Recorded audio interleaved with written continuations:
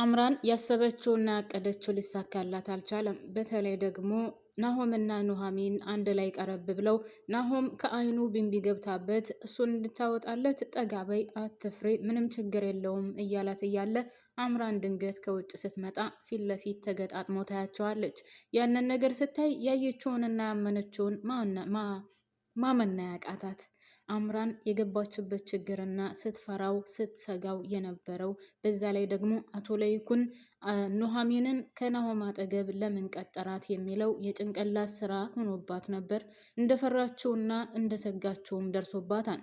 አምራን አሁን ያለችበት ሁኔታ በጣም ከባድ ነው። በነገራችን ላይ አምራን ናሆምን አትወደውም፣ አታፈቅረውም። በዛ ላይ ደግሞ ኤርሚያስ እያሰቃያት ነው ያለው። እኔ የኤርሚያስን ጨካኝነት በህይወቴ አይቼ አላቅም። ኤርሚያስ ለሴት ልጅ ያለው አመለካከት፣ ለሴት ልጅ ያለው ሁሉ ነገሩ በቃ የክፋትና የክፋት ነው።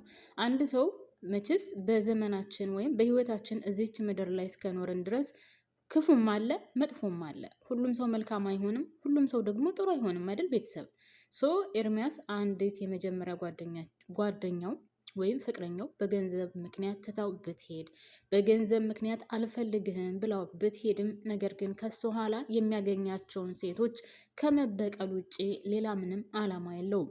ሰላም ጤና ይስጥልኝ ውድና የተከበራችሁ የቻናሌ ቤተሰቦች በያላችሁበት ሰላማችሁ ብዝዝት ትረፍረፍ ይበልልኝ። ወደ ቻናሌ ስለመጣችሁ ከልብ አመሰግናለሁ። ለቤቲ አዲስ ከሆናችሁ ደግሞ ላይክ እና ሰብስክራይብ አድርጋችሁ ቤተሰብ ሁኑ። ነባር ቤተሰቦች ደግሞ ፕሌስ ቪዲዮ ሲደርሳችሁ ላይክ በማድረግ ተባበሩኝ። እስከ ቪዲዮ ፍጻሜ ደግሞ አብራችሁኝ ቆዩ። ሀሳብ አስተያየት ካላችሁም አካፍሉኝ ውድ ቤተሰቦቼ። በነገራችን ላይ በጣም ነው የማከብራችሁ፣ በጣም ነው የምወዳችሁ። ስለምታበረታቱኝም ደግሞ ፈጣሪ ለእናንተም ጨምሮ ጨማምሮ ይስጣችሁ። አመሰግናለሁ። እንግዲህ ኤርሚያስ አሁን አምራንን እያሰቃያት ነው ያለው ማለት ነው ውድ ቤተሰቦቼ።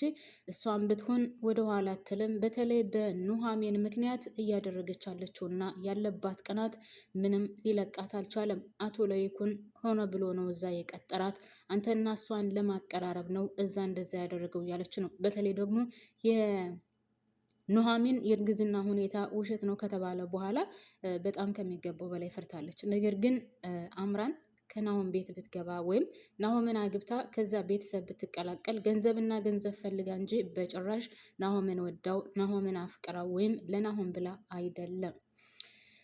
ሌላ ውድ ቤተሰቦች የዳግም አባት ነው። የዳግም አባት በጣም በሚያሳዝን ሁኔታ መቼስ የሰው ልጅ አሁንም ድጋሜ የምለው ነገር የሰው ልጅ ይሳሳታል። አቶ ለይኩን እንግዲህ በወጣትነት ዘመኑ ወይም በአፍላነት ዘመኑ በጎልማሳነት ዘመኑ ያካበተ ወይም የሰራው ነገር ቢኖር ነው አይደል አሁን ደረጃ የደረሰው ወይም ሰውም ለመርዳት ሚሊዮነርም ለመሆን የሰራበት ጊዜ ወቅት አለው። አንድ ሰው ደግሞ ከዚህ ቦታ ለመድረስና እዚህ ድርጅት ወይም የድርጅት ባለቤት ለመሆን እንድበቃ ሁሉንም ነገር ትቶ ቀጥ ብሎ መስራት አለበት አይደል? ቤተሰብ ግን ይህንን ነገር እንድታውታላችሁ። እሱ ማለቴ አቶ ለይኩን በጎልማሳነት ዘመኑ ሆነ በአፍላነት ዘመኑ በጣም ሰራተኛና ጎበዝ ታታሪ ነበር። ነገር ግን የቤቱን ሁኔታ ወይም ደግሞ የባለቤቱን የፍቅረኛውን የሚስቱን የልጁን እናት ሁኔታ ወደ ጎን ብሎት ነበር። ወደ ጎን ያለበት ምክንያትም ደግሞ እሷን ሳይወዳት ሳያፈቅራት ቀርቶ ሳይሆን ስራዬ ስለሚል ነው። እንደዛ ስለሆነ ወይዘሮ ዝናሽ ደግሞ ይሄ ሰውዬማ አይወደኝም አያፈቅረኝም ስራ ነው የሚለው፣ ስለዚህ ለእኔ ምንም አይነት ስሜት የለውም፣ የፍቅር ጊዜ አይሰጠኝም፣ ከኔ ጋር በጭራሽ ጊዜ አያሳልፍም በሚለው ውስጥ ሆና እንግዲህ ወደ ናዝሬት ሄዳ የዳግምን አባት ትተዋወቃለች።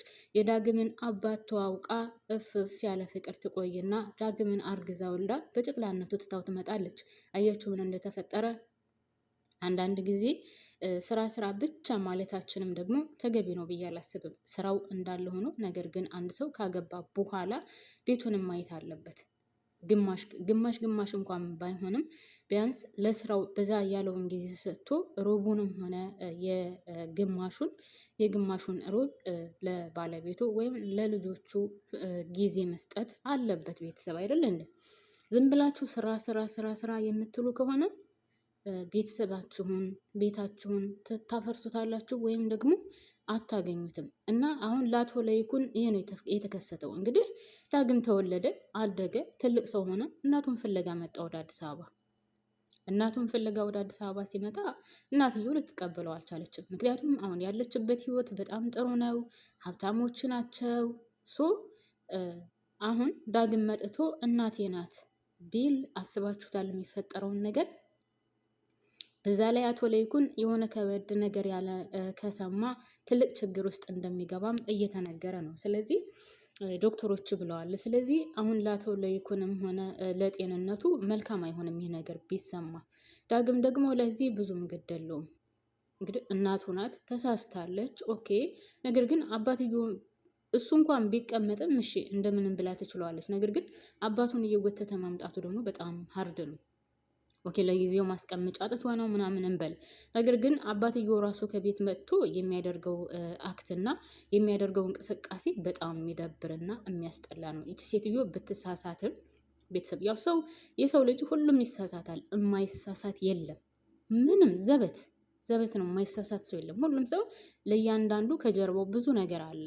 ነገር ግን አሁን ወይዘሮ ዝናሽ ያለችበት ሁኔታ በጣም ከባድ ነው። ይሄ ሰውዬ እንደውም እኔ የምፈራው ምንድነው ታውቃላችሁ? ምናልባትም ወይዘሮ ዝናሽ ራሷን ስታ ህይወቷን እንዳያልፍ ነው የምፈራው። ምክንያቱም ጭንቀት በጣም መጥፎ ነው። አቶ ለይኩን ይህንን ነገር ቢሰማ ምናልባትም ህይወቱ ሊቀጠፍ ይችላል፣ ዶክተሮቹ ተናግረዋል። ስለዚህ ይሄ ነገር ሆነ ከመባሉ በፊት ደግሞ እሷ አሁን ባሌ ይህንን ነገር ሰምቶ ህይወቱ እንደዚህ ሆነ የሚለውን ከመስማት ይልቅ ራሷ በትሞትና ራሷ ህይወቷ ቢያልፍ ይሻላታል። ማንኛውም ሴት እንደዛ ታደርጋለች ብዬ አስባለሁ ከጭካኞቹ ውጪ።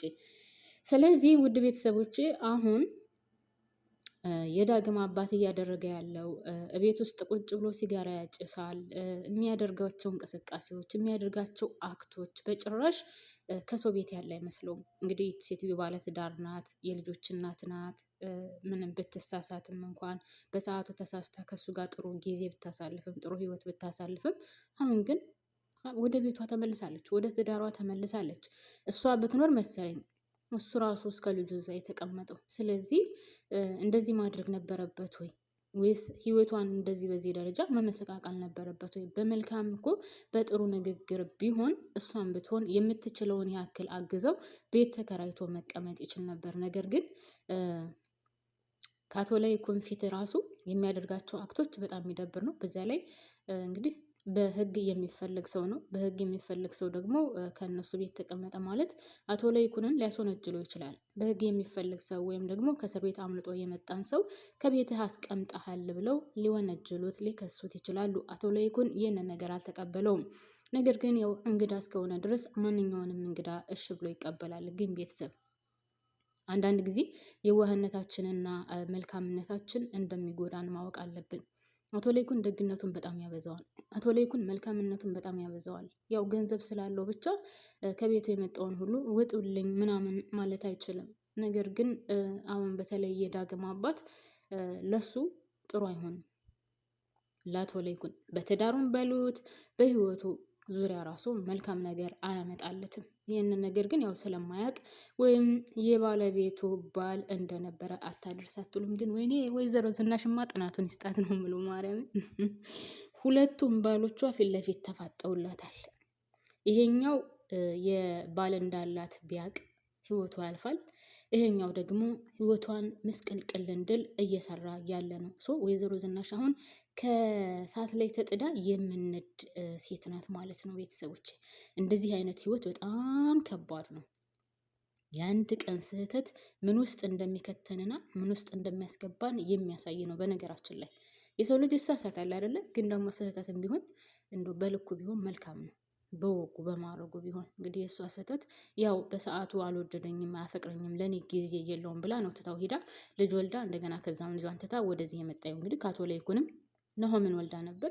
ከዛም ሄዳ ወልዳለች እና አሁን ያለችበት ሁኔታ ግን እውነት ለመናገር ልክ እንደ ድፎ ዳቦ በሉት ከላይም ከታችም እሳት ተቃጥሎባት እየነደደች ያለች ሴት ናት ብዬ ነው የማስበው። እንግዲህ ኑሐሚንን እና የኑሐሚን አባትም ምን ምን ስታደርገው እንደነበር ሁላችንም የምናውቀው ነው ውድ ቤተሰቦቼ። ለማንኛውም ቀጣዩን ይዤ እመጣለሁ። ውድና የተከበራችሁ ቤተሰቦቼ እስከ ቪዲዮ ፍጻሜ ድረስ አብራችሁን ስለቆያችሁ ከልብ አመሰግናለሁ። ግን ስወዳችሁ በእናታችሁ ላይክ አድርጉልኝ። እውነት ላይክ አድርጉልኝ። ምን አለበት አይጎዳችሁም አይደል ቤተሰብ? ላይክ አድርጉ።